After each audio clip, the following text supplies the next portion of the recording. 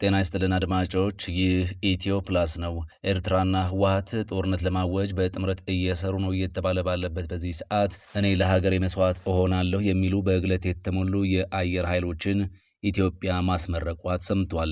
ኤርትራ ከኢትዮጵያ ጋር ጦርነት የምትገጥም ከሆነ እጣዋ እንደ ጋዛ ይሆናል የሚል ትንታኔ እየተሰጠ በሚገኝበት በዚህ ሰዓት ወታደራዊ እንቅስቃሴዎች አይለው ቀጥለዋል።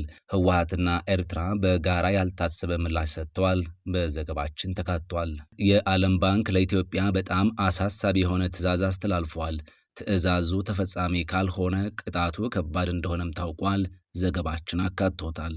የዓለም መሪዎች በፍርሃት የሚረዱላቸውን የአሜሪካውን ፕሬዝዳንት ዶናልድ ትራምፕን ትከሻ ለትከሻ የተለካኩት ፕሬዝዳንት መነጋገሪያ ሆኗል። አሜሪካም ሰውየውን በቁጥጥር ስር ለማዋል ማሳደድ መጀመሯ ተነግሯል። ሰውየው ማን ናቸው? በዝርዝር ተይዟል። የሶማሊያው ፕሬዝዳንት ሐሰን ሼክ መሐሙድ ግድቡን በሚመለከት አንድ አነጋጋሪ ንግግር ተናግረዋል። በዘገባችን ተካተዋል። ሁሉንም ጉዳዮች በዝርዝር እናስደምጣቸዋለን። አብራችሁን ቆዩ። የኢፌድሪ አየር ኃይል ለአካዳሚው ያሰለጠናቸውን መሰረታዊ ወታደሮች በትላንትናው ዕለት አስመርቋል። ዋና አዛዡ ሌተናል ጀነራል ይልማ መርዳሳ ኢትዮጵያ የያዘችውን ከአፍሪካ ቀዳሚ አየር ኃይል የመገንባት ውጥን የሚመጥን ቴክኖሎጂና የሰው ኃይል ማብቃት ላይ ትኩረት ሰጥቶ እየተሰራ እንደሆነ ገልጿል። እኔ ለሀገሬ መስዋዕት እሆናለሁ ብላችሁ ወደ ጀግናው የሀገር መከላከያ ሰራዊት የተቀላቀላችሁ ተመራቂዎችና ተሿሚዎች እንኳን ደስ አላችሁ ሲሉም መልእክታቸውን አስተላልፈዋል።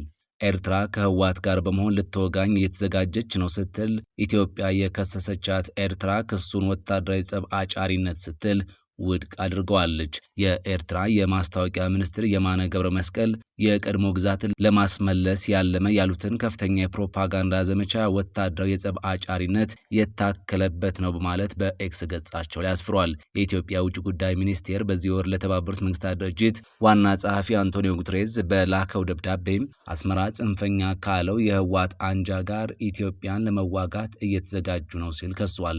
ውጭ ጉዳይ ሚኒስትሩ ጌዲዮን ጢሞቴዎስ የፈረሙበት ይህ ደብዳቤ የፌዴራል መንግስት ወታደሮች ከአማጽያን ጋር በሚዋጉበት በአማራ ክልል ሁለቱ አካላት የታጠቁ ቡድኖችን ይደግፋሉ፣ ያንቀሳቅሳሉ፣ ይመራሉ ሲልም ይወቅሳል። አቶ የማነ ኢትዮጵያ የባህር በር ዳግም ለማግኘት ሲባል በብዙ መስዋዕትነት የተገኘውን የኤርትራ ነጻነትና ሉዓላዊነት ለመጋፋት በማሴርም ከሷል። ኢትዮጵያ ለ67 ሚሊዮን ሰራተኞች የሥራ ዕድል መፍጠር እንዳለባት ተነገረም። በኢትዮጵያ እየጨመረ በመጣው የህዝብ ቁጥር ሳቢያም በመጪዎቹ ዓመታት ለ67 ሚሊዮን ዜጎች የሥራ ዕድል መፍጠር እንደሚጠበቅባት አዲሱ የዓለም ባንክ መረጃ አመላክቷል። ይህም በአፍሪካ የሥራ ዕድል ፈተና ከገጠማቸው ከሰሃራ በታች ካሉ ሀገራት ከናይጄሪያና ከዲሞክራቲክ ሪፐብሊክ ኮንጎ ቀጥሎ ኢትዮጵያን በሶስተኛ ደረጃ እንድትቀመጥ የሚያደርግ ነው ተብሏል።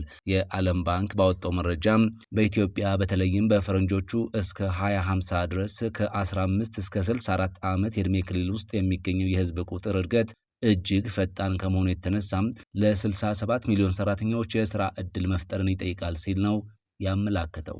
ለአሜሪካ ዛቻና ፉከራ የሚሸበር የቬኔዙዌላ ዜጋ የለም ሲሉ ፕሬዚዳንት ኒኮላስ ማዱሮን ገለጹ። የዓለም መሪዎች በፍርሃት የሚርዱላቸውን የአሜሪካው ፕሬዝዳንት ዶናልድ ትራምፕን ትከሻ ለትከሻ ከሚለካኩ ጥቂቶች መካከል የሆኑት የቬኔዙዌላው ፕሬዝዳንት ኒኮላስ ማዱሮን የዋሽንግተንን አስተዳደር ማስጠንቀቁ ተነገረ። አሜሪካ ግለሰቡን በቁጥጥር ስር ለማዋል የሚያስችል መረጃ ለሚያደርሱ ሰዎች $50 ሚሊዮን ሽልማት ያዘጋጀችባቸው የቬኔዙዌላው ፕሬዝዳንት ኒኮላስ ማዱሮ በካሪቢያን አካባቢ ላለው የአሜሪካ መስፋፋት ምላሽ ሰጥተዋል። ዩናይትድ ስቴትስ የደቡብ አሜሪካን ሀገር ለመውረር ምንም አይነት መንገድ እንደማይኖር ቃል ገብቷል። ምክንያቱም አገሪቱ ሉዓላዊነቷን ለመጠበቅ ዝግጁ ነችም ብለዋል።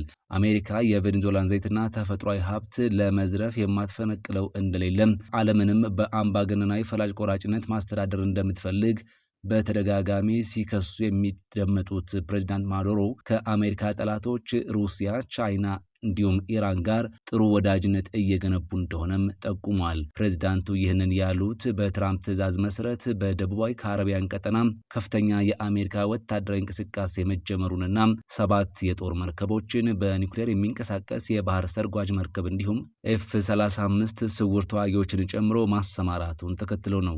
ይህንን ተከትሎ የቬኔዙዌላ ወታደራዊ ኃይል ባለፈው ቅዳሜና እሁድ በማህበራዊ ሚዲያ ባጋራቸው ቪዲዮዎች ካላ ኦርቺሊ ደሴት ደሴት አቅራቢያ የባህር ዳርቻ ጠባቂ መርከብ 3 ኢራን ሰራሽ የውጊያ ፈጣን ጀልባዎች ሰርጓጅ መርከቦች የተካፈሉበት ልምምድ ማድረጉ ተገልጿል። በመሬት ላይ ለሚደረገው ጦርነት ለዜጎቹ የጦር መሳሪያ እየሰጠ ሲሆን የቬኔዙዌላ ቦሊቫሪያን ባህር ኃይል በመባል የሚታወቀው ኃይልም ሰርጓጅ መርከቦችና ተዋጊ መርከቦችን እያደራጀ መሆኑ ታውቋል። ከአሁን በፊትም ማዱሮ ለትራምፕ በጻፉት ደብዳቤ ላይ የዋሽንግተን መንግስትን ክህደት መግለጫው እንደሆነ መግለጻቸው ይታወሳል።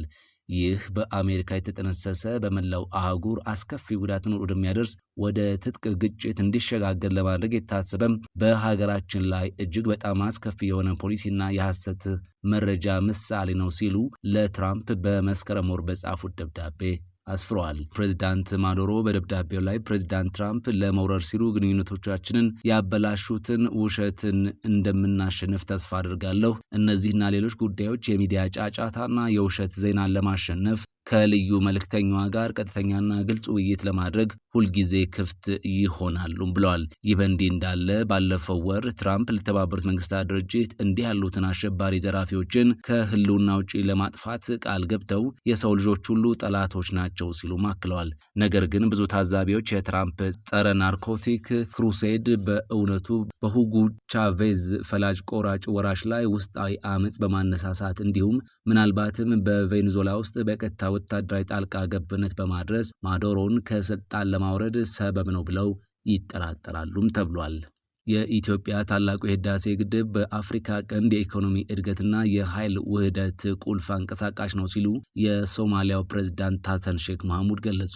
የሶማሊያው መሪ የ5000 ሜጋዋት ፕሮጀክቱ በኢትዮጵያ ህዝብና መንግስት የተገኘም ስኬታማ ውጤት ነው ሲሉ ተሳትፎ ካደረጉበት የግድቡ ምረቃ በኋላም ከአል አረቢያ ጋር ባደረጉት ቆይታ አስረድተዋል። ግድቡ በኢትዮጵያ ኢኮኖሚና በሰፊው ክልል ላይ በአውንታዊ መልኩ ተጽዕኖ ይፈጥራል ያሉ ሲሆን ኃይል ደግሞ ለማንኛውም ልማት በጣም አስፈላጊ ቅድመ ሁኔታ መሆኑን አብራርቷል።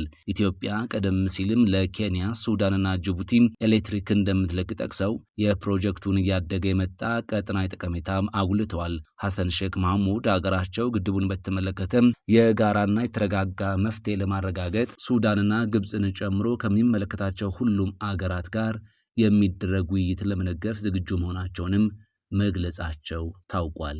አድማጮች ለሰዓቱ የተዘጋጁት መረጃዎቻችን በዚሁ ተጠናቀዋል። ኢትዮ ፕላስን ሰብስክራይብ፣ ቪዲዮዎቹን ደግሞ ላይክ እና ሼር ያደርጋችሁ እኛን ስለምትደግፉ ከኛ ጋር ስለምትሆኑም ከልብ እናመሰግናለን።